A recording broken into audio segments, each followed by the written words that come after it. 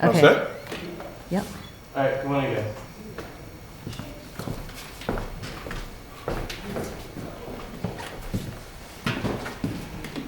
Okay, take a seat. Ivy, come on in.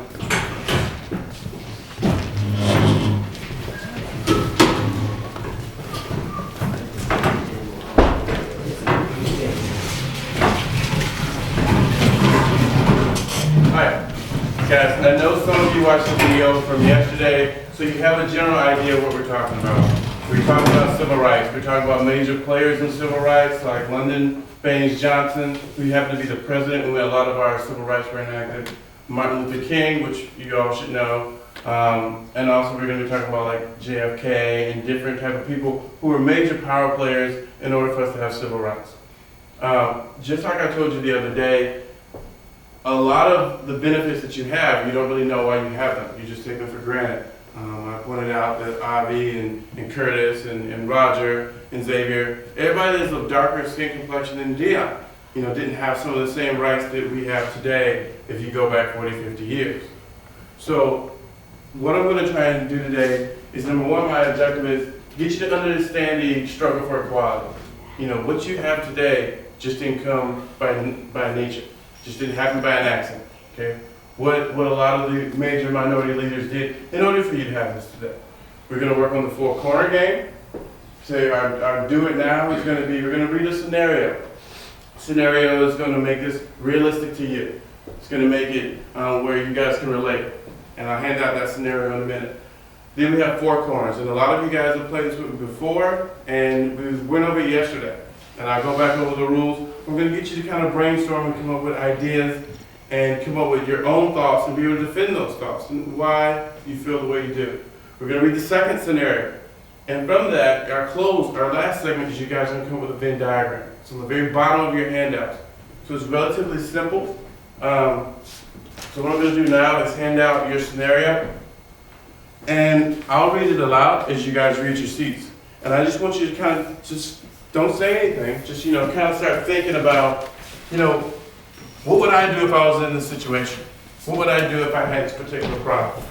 So, it says scenario one. We have three characters.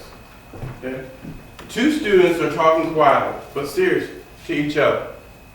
A third student comes next to their locker and overhears the conversation, which happens to be about an act committed in violation of school rules.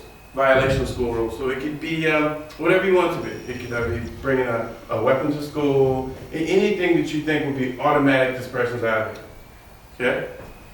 The third student who shares the conversation just happens to come in and hear what's going on, hear about this violent act. And one of whom reports the incident to the principal's office. Then the principal hears this, he basically goes back and he searches the kid's locker. And once he searches the locker, he finds the evidence that incriminates. Does everybody know what incriminates mean?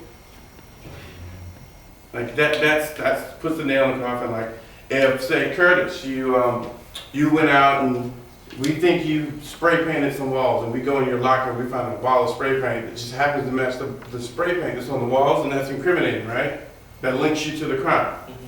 So they go back, they search this kid's locker, find the evidence, and then, as it says in the bottom, suspends the students according to school rules. So these kids are out of here. So that's a scenario. You have two kids in the locker. You have one kid that comes in, his locker's close to it, he hears what's going on, he tells the principal said, I'm gonna search your guys' locker and you guys are out of here. And that's what happens.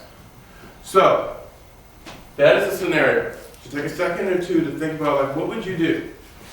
What if you were the kid? Would you go and tell the principal? If you were the two kids, would you retaliate against this kid? What would your actions be?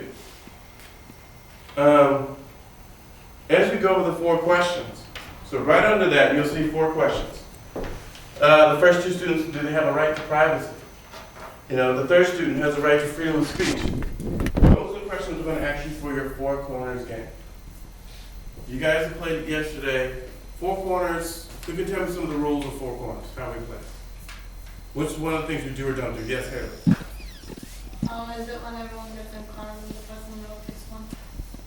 I'll pick something, and I'll get you. You'll tell me your opinion, and then I'll give you. I will get you to kind of. All right, this is your opinion. Why do you feel that way?